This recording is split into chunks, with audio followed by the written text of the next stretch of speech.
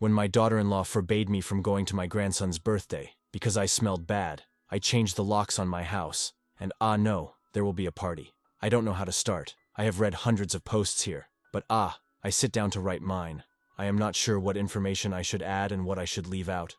I am 66 years old and I am a single man. I lost my wife 3 years ago, and since then I have been alone. I am actually devastated. Next Sunday is my grandson's birthday, and my daughter-in-law has not invited me to the party. I didn't even know there was a party organized until my friend, who was her neighbor, told me that her granddaughter received an invitation card for my grandson's birthday. He didn't know that I hadn't been invited.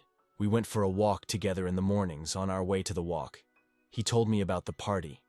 It was shocking because I am very close to my grandson, and he also wants me his birthday next Sunday. When my friend told me about the party, I thought it was a small cake-cutting event with just the neighbor's kids. But my friend told me that the party was going to be big, and not only the kids were invited, adults were also invited. The invitation says the name of the child. +1, the invitation also includes a dinner. This was amazing, because my son is not well off financially to spend so much money on his son's party. I replied to my friend that he was exaggerating, but then he sent me a picture of the invitation card. He was right. The party looked big. It left me wondering why I wasn't invited to the party. Made me anxious to reassure him. I told him maybe they forgot to invite me, or maybe the invitation is on the way. It's still 12 days until the party, so my anxiety got worse, and I went to see my grandson. When I arrived, I saw my daughter-in-law engrossed in her phone. While my grandson was playing alone on the lawn, I picked up and played with him, while my daughter-in-law watched me from the window. My daughter-in-law has always been resentful towards me. She has never liked me, neither me nor my wife.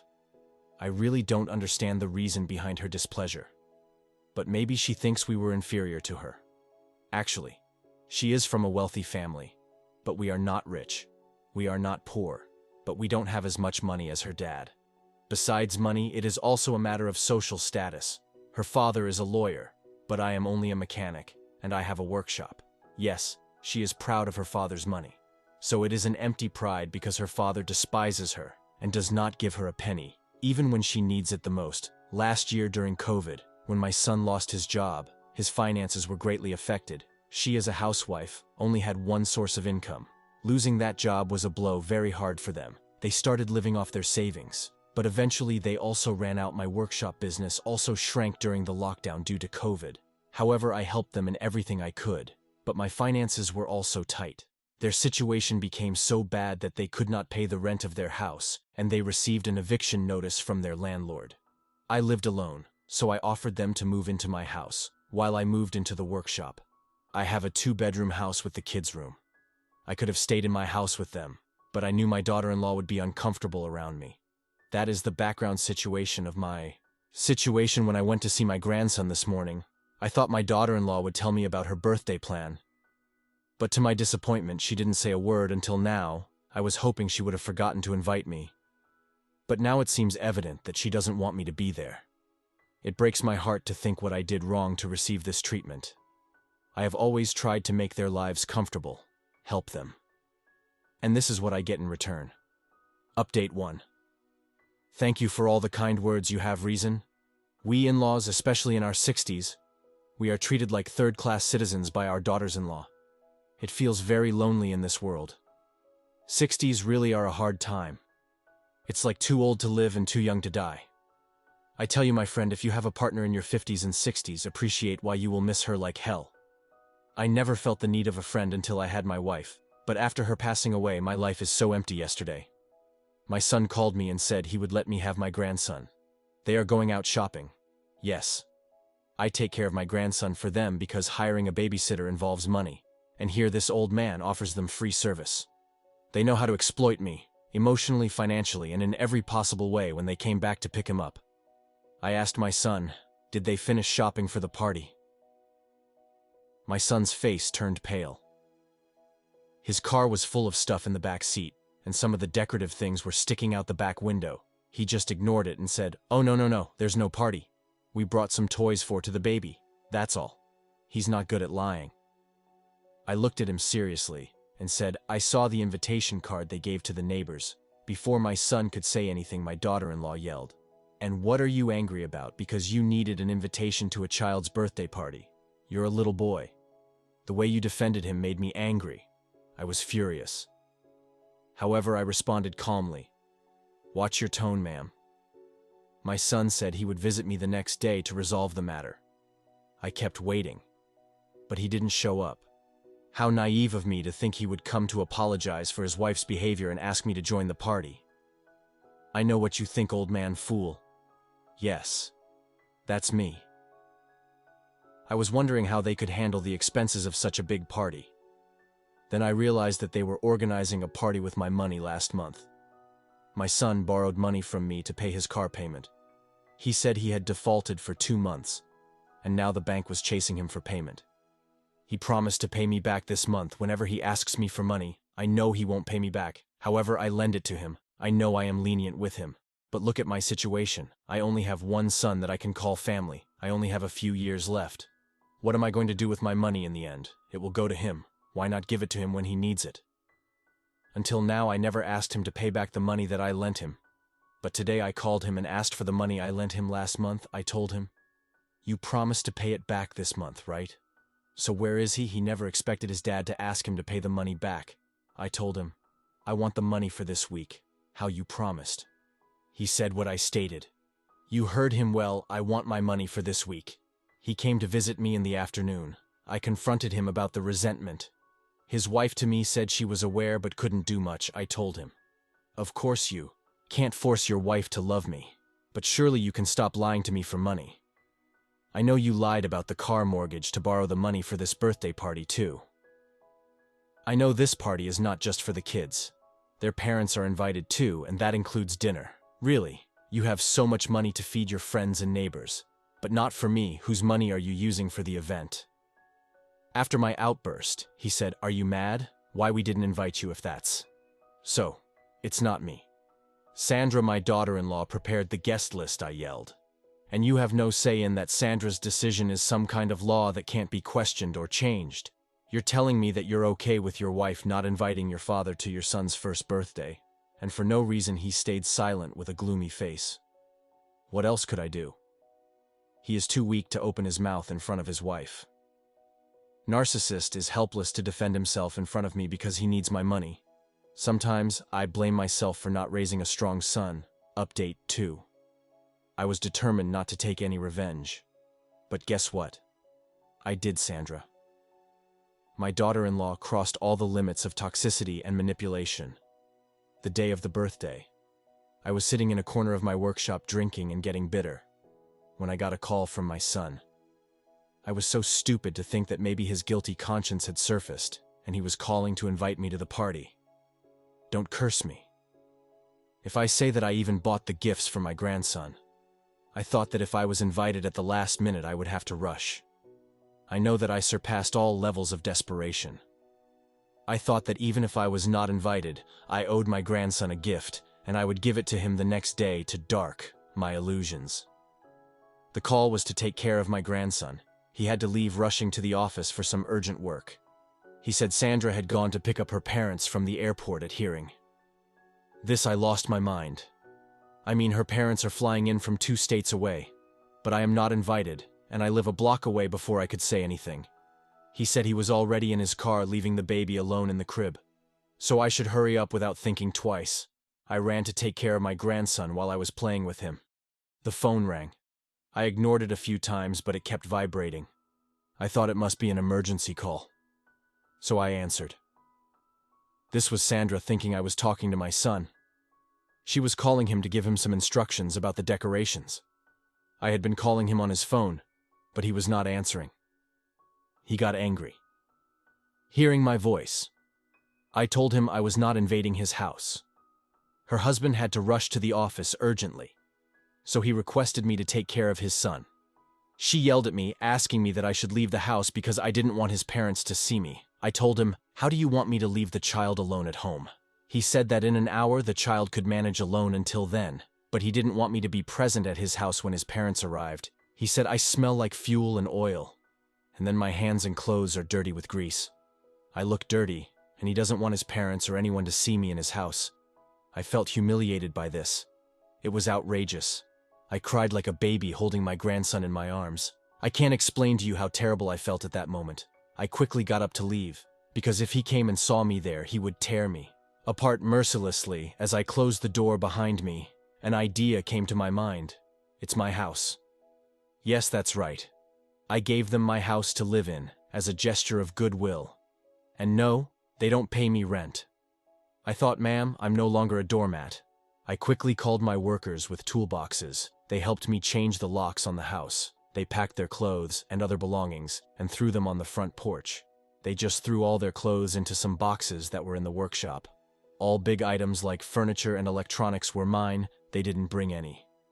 After that, I held my grandson and walked around the front lawn waiting for Sandra to arrive. As soon as I saw her car pull into the driveway, I walked over, handed the baby to her through the window, and walked to my workshop. She sat the baby in the car, or maybe she gave him to her parents and came after me screaming. She yelled at me, asking why I was still here when she had asked me to leave. I didn't even bother to look at her or respond. I just said, "If you need help getting your stuff out, call me," before she could react or understand. I left just a few minutes later. My phone was blowing up with her calls. I ignored them. Then she sent me voicemails asking why the lock wouldn't open and why her stuff was lying outside the house. I laughed at her texts. I thought, woman, take a hint, you are homeless. I went to my workshop and I sat in the entryway. I knew she or my son would show up soon, fool. And there she was. She came towards me in a hurry. I said, before you get any evil thoughts, let me tell you, there are cameras installed everywhere and they are fully functional. She was screaming and basically repeating the same thing because the house wouldn't open. I told her I changed the locks and the key is inside the workshop. It smells of oil and grease and other annoyances. Do you want to touch that key? She was dumbfounded. She pulled her hair and screamed, asking why I changed the locks. I stared at her and replied seriously, remember, that house is mine. I did a favor by letting everyone live there. She interrupted me and said, then why did you throw our stuff outside? I told her because I changed my mind. Now I don't want you to live there. She stomped the ground. She went back to her car and left. I knew this wasn't over after a while.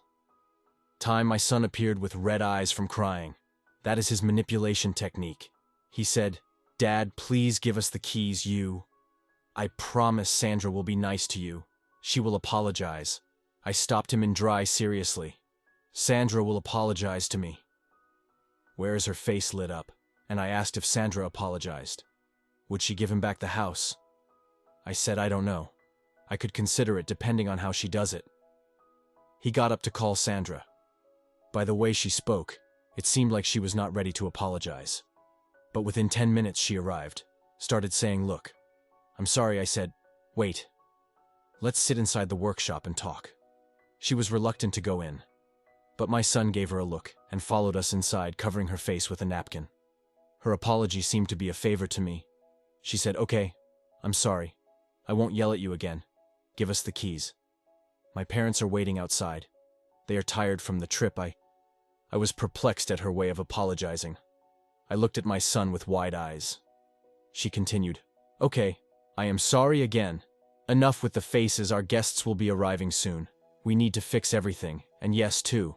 You can join the party, but please, get dressed in new clothes. I could not stand her tone anymore. I stood up and yelled out, just get out of here and never show your face again. You will not have the house again. Not even when I die. Instead of apologizing for her behavior, she started yelling at my son. See, I told you he won't listen. We should call the police. He pulls his hands away and yells at her back. That is his house. We can't call the police on him. The police will criticize us for mistreating him.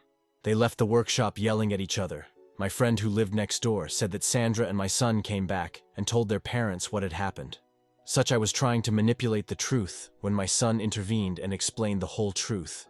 Her parents were heard yelling at her. Update 3. My loser son showed up at my door again. It had been a week since he was almost midnight when I heard his knock on the door. I opened it and told him I had no business with him. He took my hands and started begging me to let him into the house. He said he had been living in the car for a week. You don't have enough money to rent another house with your income. It's hard to make ends meet even for household expenses. He started crying, saying he couldn't pay the rent. I told him, "Why don't you ask your spoiled wife to get a job?" He said she just doesn't want to work. It's considered a reward for him because she was out of his league. He burst into laughs, of course. "Then show your trophy to get bread. This old man has done enough for all of you." I told him, "Your wife has always been narcissistic towards me. And yet I gave you all my support, gave up my house, and lived in the garage, because I loved you and wanted you to be comfortable. What did you give me in return? You allowed your wife to humiliate me. You don't have the guts to take a stand. If you have a wife of gold, and you sure can't displease, then live with that gold, and don't come to me for help." He tried his last card, saying, "Please, Dad, give us the house for the sake of your grandson." I replied, "Enough of emotional manipulation. Don't you dare to blackmail me anymore." Until now she extorted me for my money and my house, saying, "Dad, please don't do this for the sake of your son. Now that that letter is not working, you are using your son to get your way. Get out of here. You are not going to get anything." The next day, he showed up with his wife and son. I said, "I will not accept an apology. No. It is about birthday invitations. Hatred is deep-rooted. She hates me for my work. She considers it insignificant. No. I will not allow anyone to make fun of my profession. Mechanic jobs may be dirty and our hands may be stained with oil and grease, but they involve skills that you have. You are unemployed just because you are beautiful, and your dad being a lawyer does not give you the right to humiliate others." She fell on her knees and begged for forgiveness, but I slammed the door in her face. "No. I want to have no contact with that toxic woman and her spineless husband. I know it's not the end of the world for them to be kicked out of the house. Eventually they will be able to rebuild their lives. I also know that they will never forgive me. In fact, they will make my grandson bitter about me, but it's okay. I've given enough of myself to be nice to my daughter-in-law. I've realized the hard way that even if you give your life, there are some people who will never appreciate you now. I'm okay with that. I'm okay with being called a grumpy, selfish old man who kicked his unborn son and 1-year-old grandson out of the house to live on the street. The only regret I have is for my grandson. That little creature has no idea what kind of parents he has. He's living an uncomfortable life because of his stupid parents, but I'm not going to do anything about it." Update 4. My daughter-in-law tried to break into my house, but to no avail, and the police took her away after her last attempt at an apology, which, as you had read, was pretty pathetic. And she tried to break into my house.